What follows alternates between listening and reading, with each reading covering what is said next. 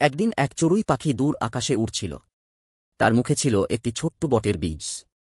হঠাৎ বাতাসের ঝাপটায় বীজটি নিচে পড়ে গেল এক শুকনো মাঠে। চারদিকে ধুলো আর পাথর ছাড়া কিছুই ছিল না। তপ্ত রোদে বীজটি শুকিয়ে যেতে লাগল। ঠিক তখনই একটি গরু সেখানে ঘাস খেতে এল। বীজটির দিকেই তার চোখ পড়ল। সে নিজের জিহ্বা দিয়ে একটু পানি ফেলে দিল বীজের ওপরে।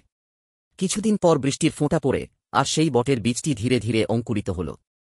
মাঠের অন্য প্রাণীরা, খরগোশ, হরিণ আর পাখিরা প্রতিদিন তার চারপাশে ঘুরে বেড়াতে লাগল। কেউ ছায়া পেত, কেউ বিশ্রাম নিত। কয়েক বছর পর সেখানে বড় একটি বটগাছ দাঁড়িয়ে গেল।